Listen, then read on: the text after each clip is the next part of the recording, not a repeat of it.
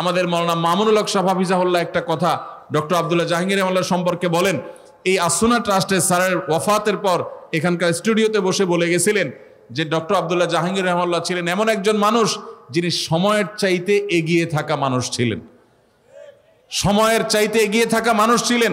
আল্লাহ তাআলা তাকে সে দূরদৃষ্টি দান করেছিলেন।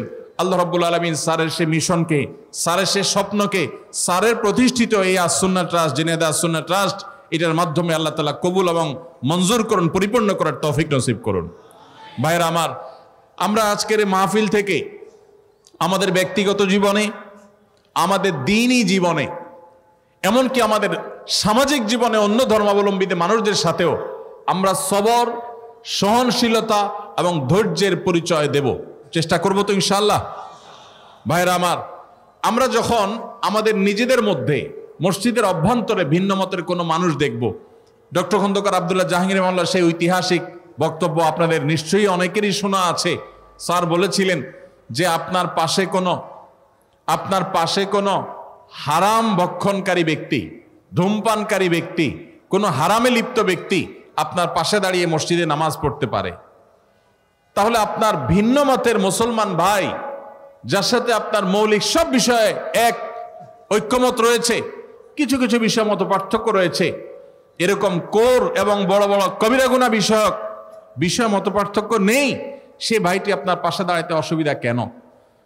স্যার আরেকটা এক্সাম্পল আপনাদের মনে পড়ে, তিনি বলতেন যে আমরা যখন মসজিদে নামাজে দাঁড়াই, জামাত ইসলামের ভাই, চরমনায় পীর সাহেবের মুরিদ ভাই, ফুরপুরা পীর সাহেবের মুরিদ ভাই, আহলে হাদিস ভাই, হানাফি ভাই, বিভিন্ন মতের মানুষ যখন আমরা পাশাপাশি কাঁধে কাঁধ মিলিয়ে দাঁড়াই, আমাদের ভিন্ন ভিন্ন চিন্তা সত্ত্বেও আমরা নামাজের কাতারে ভিন্ন কাতার করি না, আমরা কাঁধে কাঁধ মিলিয়ে দাঁড়াই, তাহলে নামাজের বাহির হয়ে, মসজিদ থেকে বের হয়ে কেন আমরা একে অন্যকে শত্রু মনে করি? আমরা অবশ্যই, আমি যেটাকে আল্লাহ তাআলা আমাকে যে আকলে সালিম দিয়েছেন, এটা দিয়ে আমি কোরআন এবং হাদিসের কষ্টি পাথরে হককে আমি খুঁজে বের করব, সত্যকে আমি অনুসন্ধান করব, সত্যের উপর আমি পরিচালিত হব, এতে কোনো সন্দেহ নেই।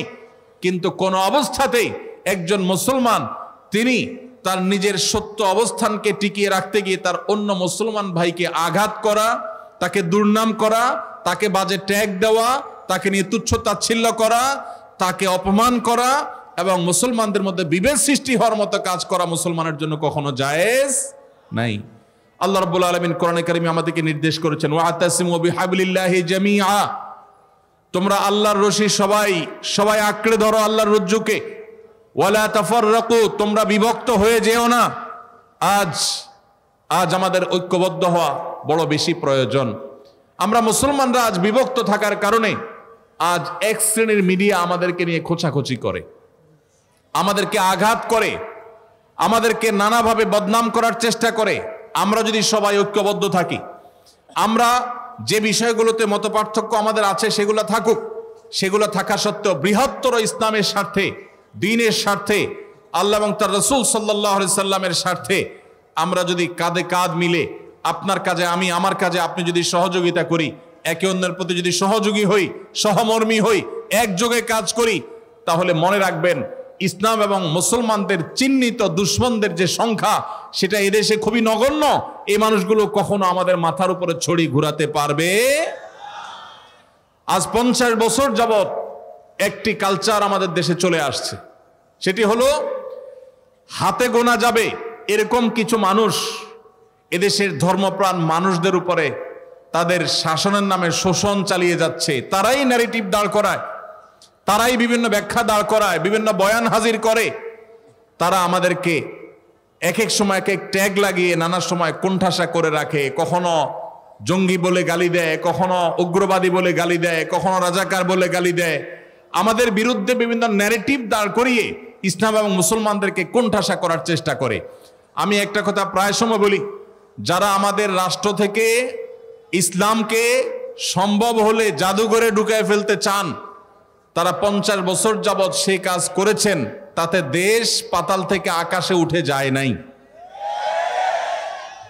আমরা দেখেছি আমাদের বন্ধুপ্রতিম দেশ মালয়েশিয়াতে তাদের সংবিধানে তারা ইসলামকে ধারণ করেছে, তাদের প্রত্যেকটা ক্ষেত্রে তারা ইসলামকে ধারণ করেছে।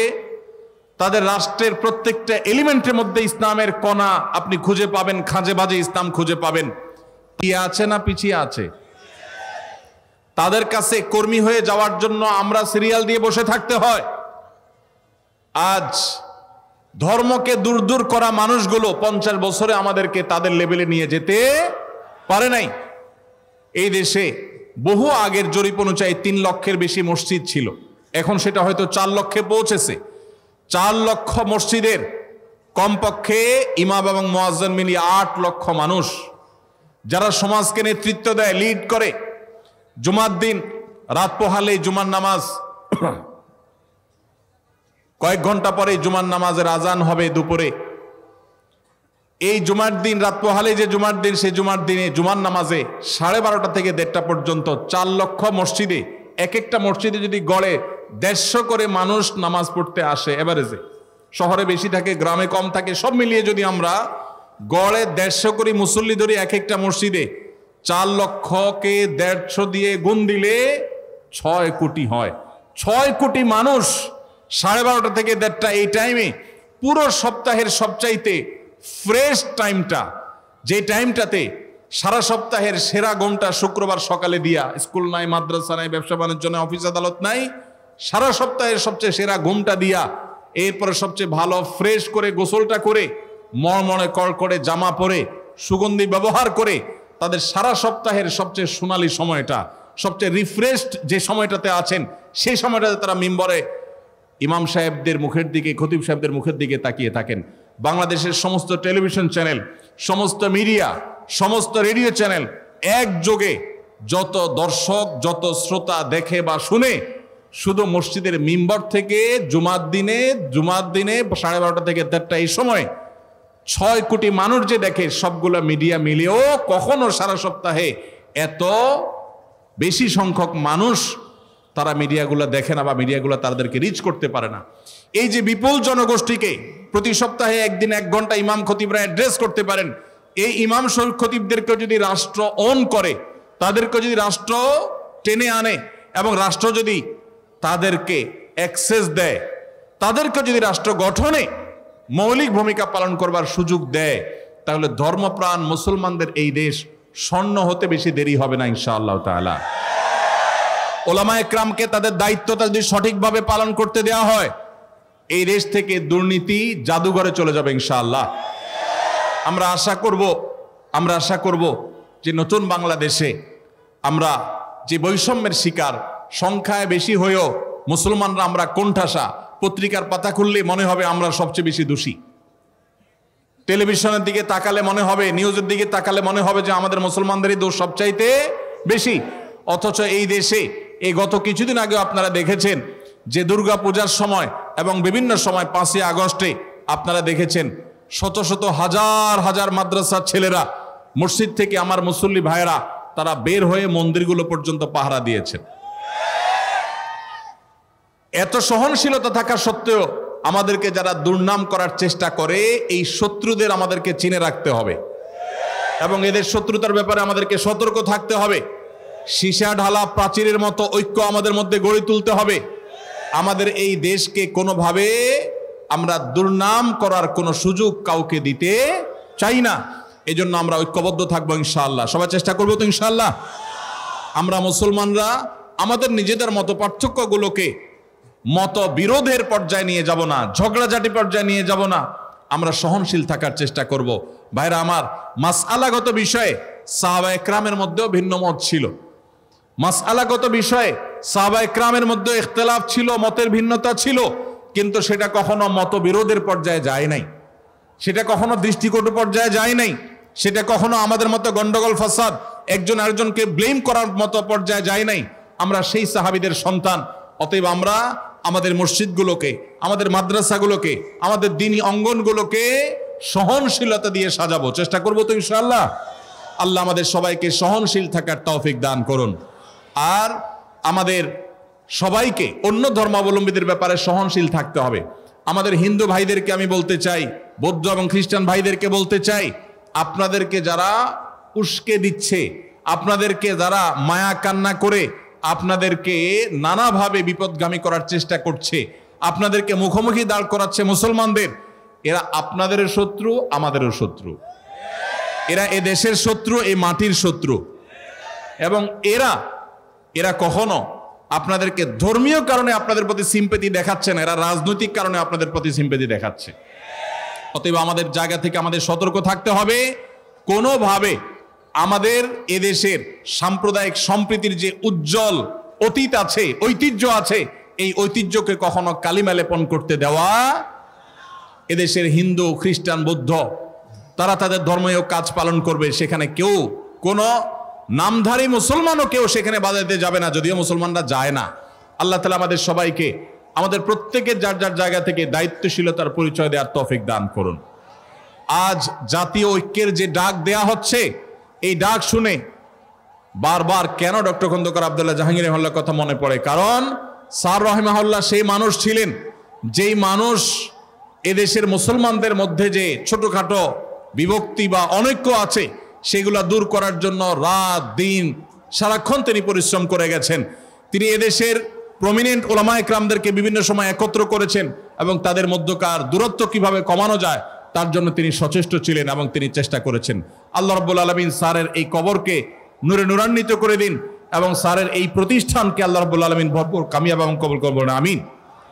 ভাইরা আমার, রাত অনেক হয়েছে, আমি খুব বেশি কথা বলবো না, আগেই বলেছি। আপনাদের কিছু প্রশ্ন আছে এবং আমার কিছু আর্জি আছে। আমি শুধুমাত্র আমার এই সংক্ষিপ্ত কয়েক মিনিটের বক্তব্যে যে আর্জিটা আপনাদের কাছে রাখতে চাই সেটা হলো, আমাদেরকে সবর এবং ধৈর্যের পরীক্ষা উত্তীর্ণ হইতে হবে। ধর্মীয় কারণেও যদি আপনি ধৈর্য হারা হয়ে যান, সওয়াবের পরিবর্তে গুনাহগার আপনি হবেন। আর যদি আপনি ধৈর্য ধারণ করতে পারেন, নিজেকে সংবরণ করতে পারেন, সহনশীল হইতে পারেন, তো মনে রাখবেন আল্লাহ রাব্বুল আলামিন কোরআনে কারিমে বলেছেন, ইন্নামা ইউওয়াফাস সাবিরুনা আজরাহুম বিগাইরি হিসাব। যারা ধৈর্যশীল তাদের হিসেব ছাড়া আল্লাহ রাব্বুল আলামিন বিনিময় দিবেন। কি ছাড়া বিনিময় দিবেন? হিসেব ছাড়া বিনিময় দিবেন। আল্লাহ রাব্বুল আলামিন আমাদের সবাইকে ধৈর্যের সর্বোচ্চ পরাকাষ্ঠা প্রদর্শন করার তৌফিক দান করুন। সবাই চেষ্টা করবো তো ইনশাআল্লাহ। ভাইরা আমার, ডক্টর খন্দকার আব্দুল্লাহ জাহাঙ্গীর রহমাহুল্লাহর এই যে প্রতিষ্ঠান আস-সুন্নাহ ট্রাস্ট ঝিনাইদহ, এই ঝিনাইদহে যে সমস্ত বিভাগগুলো এখনো পর্যন্ত পরিচালিত হয় অনেকে জানেন না। আমি আস্তে আস্তে আমার বড় ভাই আদ-দ্বীনের কর্ণধার এবং আকিজ পরিবারের অন্যতম সদস্য, বরং আকিজ পরিবারের গুরুত্বপূর্ণ ব্যক্তিত্ব তথা চেয়ারম্যান, তাকে বলছিলাম আস্তে আস্তে যে এখানকার যে নুরানি বিভাগ আছে, এই বিভাগটাতে আমার বেশ কয়েকবার ঘুরে ঘুরে দেখার সুযোগ হয়েছে। বাংলাদেশে কয়েকটা নুরানি বিভাগকে যদি মডেল ধরা যায় তো ডক্টর খন্দকার আব্দুল্লাহ জাহাঙ্গীর রহমাহুল্লাহ প্রতিষ্ঠিত আস-সুন্নাহ ট্রাস্টের নুরানি মডেল তার মধ্যে থেকে একটা। এবং এইটা কিভাবে এত উন্নত করেছেন ভাইরা, সেটা ওনারা ভালো জানেন, আল্লাহ তাআলা ভালো জানেন। কিন্তু আমি দেখি অভিভূত সোজা কথা, ঝিনাইদহের মানুষ যারা এখানে থাকেন, যাদের বাচ্চাদেরকে এখানে নুরানিতে পড়ানোর সুযোগ পেয়েছেন, তারা আমি মনে করি যে সৌভাগ্যবান। আমি অবশ্য ডে টু ডে কী হয় সেটা তো আর জানি না। আমি যখন এসেছি তখনকার কথা বলেছি। এখানে নুরানি বিভাগের শিক্ষার্থী প্লেতে 157 জন, শিশু শ্রেণীতে 191 জন, প্রথম শ্রেণীতে 177 জন, দ্বিতীয়তে 123 জন এবং তৃতীয়তে 59 জন, মোট 707 জন শুধুমাত্র নুরানির বিভাগের শিক্ষার্থী। একটা নুরানি বিভাগের 700-র বেশি শিক্ষার্থী হওয়া, এটাও আমার মনে হয় বাংলাদেশে খুব বেশি প্রতিষ্ঠানে নাই। এটা একটা অনন্য দৃষ্টান্ত। এবং এখানকার নুরানির শিক্ষক এবং নুরানি যারা পরিচালনা করছেন তাদের যে ঐকান্তিক প্রচেষ্টা আছে তার একটা দৃষ্টান্ত এটি। 14 জন শিক্ষক শুধু নুরানি ডিপার্টমেন্টে, মাশাআল্লাহ। এর পাশাপাশি এখানে হিফজ বিভাগ আছে। হিফজ বিভাগে সর্বসাকল্যে ছাত্রছাত্রী হলো 191 জন এবং শিক্ষক শিক্ষিকা হলেন 11 জন। এখানে একটা উন্নত কিতাব বিভাগ আছে, আলেম তৈরির কারখানা আছে। ডক্টর খন্দকার আব্দুল্লাহ জাহাঙ্গীর রহমাহুল্লাহকে আমি একবার বলেছিলাম ঢাকায়, বলেছিলাম স্যার আপনি ঝিনাইদহ পড়ে থাকেন কেন? ঢাকা থাকলে কত কাজ করা যায়, ঢাকায় মিডিয়া সেমিনার বড় বড় জাতীয় পর্যায়ে কাজগুলো করা যায়, আপনি মফস্বল জেলায় পড়ে আছেন কেন?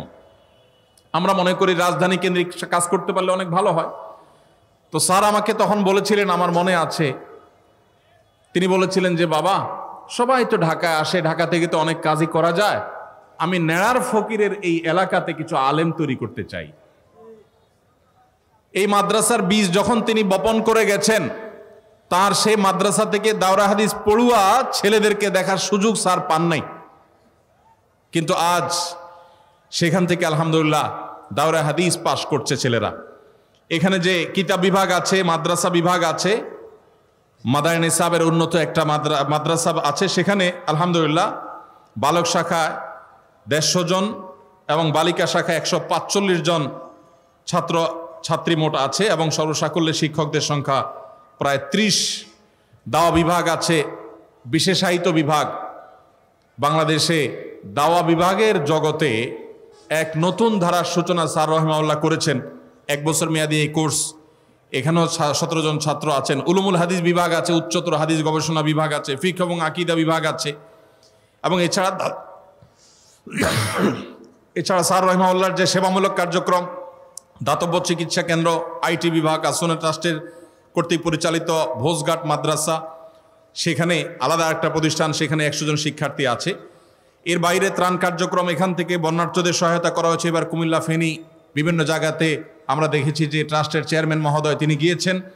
এবং মসজিদের যে অবকাঠামোটা, এই মাহফিলের ঠিক পেছনে এখানে স্যারের যে প্রতিষ্ঠিত মসজিদ, সেই মসজিদটাকে নতুন করে নির্মাণ করতে হচ্ছে। ছোট মসজিদ অনেক আগে ছিল, পুরাতন হয়ে গেছে। সেই মসজিদকে নতুন করে নির্মাণ করতে গিয়ে বর্ধিত অংশ 5200 স্কোয়ার ফিট মসজিদ। এই মসজিদের 6টা ফ্লোর দরকার, এর মধ্যে 4টা ফ্লোর হয়েছে, আরও 2টা ফ্লোর করা বাকি আছে। এই ফ্লোরগুলো এখনো করা যাচ্ছে না, এখানে প্রচুর পরিমাণ টাকার প্রয়োজন। আসুন্নাহ ট্রাস্টের এই যে একটা বড় কাজ, ডক্টর খন্দকার আব্দুল্লাহ জাহাঙ্গীর রহমাহুল্লাহ প্রতিষ্ঠিত এই প্রতিষ্ঠান আসুন্নাহ ট্রাস্ট, স্যারের এই প্রতিষ্ঠানে এই মাদ্রাসা, মসজিদ, বিশেষ করে এই মসজিদটার এই প্রকল্পটা সাদকা জারিয়ার অনেক বড় একটা খাত।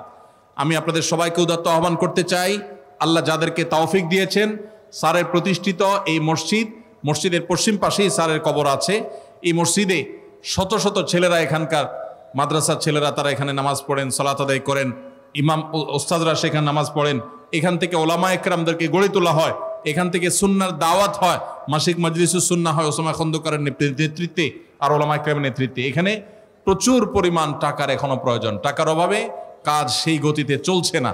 আমি উদাত্ত আহ্বান রাখতে চাই দেশের সেই সমস্ত বৃত্তবান ভাইদেরকে, বোনদেরকে বা বিদেশে যারা থাকেন তাদেরকে, যে আপনারা স্যারের প্রতিষ্ঠিত এই প্রতিষ্ঠানের এই মসজিদ নির্মাণে আপনারা এগিয়ে আসেন এবং অন্যান্য ডিপার্টমেন্টগুলো আপনারা এসে দেখে যান। আল্লাহ রাব্বুল আলামিনের কাছে আবারও আমরা মন খুলে, প্রাণ খুলে দোয়া করি, আল্লাহ রাব্বুল আলামিন আসুন্নাহ ট্রাস্টের এই অসমাপ্ত কাজকে পরিপূর্ণভাবে সমাপ্ত করার তৌফিক নসিব করুন, বলুন আমিন। স্যারের এই প্রতিষ্ঠিত এই প্রতিষ্ঠান, এটা কিয়ামত পর্যন্ত উজ্জ্বল আলো হয়ে থাকুক। এদেশে সুন্নাহর দাওয়াত ঘরে ঘরে পৌঁছে দেয়, যেটা স্যারের মিশন ছিল। স্যার সুন্নাহ এবং উম্মাহকে একসাথে নিয়ে চলার কথা বলতেন। একাধিক সুন্নাহ যদি থাকে, তাহলে কোন সুন্নাহ পালন করতে গিয়ে অন্য সুন্নাহকে ইগনোর করা বা কোণঠাসা করা, এটা বিরুদ্ধে স্যার বলতেন। আমরা স্যারের সে আদর্শকে বাস্তবায়ন করার জন্য আপ্রাণ চেষ্টা করব। আল্লাহ রাব্বুল আলামিন আমাদের সবাইকে সেই তৌফিক নসিব করুন। ভাইরা আমার হাতে অনেক প্রশ্ন আছে, সময় অনেক হয়েছে, আমি সামান্য কয়েকটা প্রশ্ন উত্তর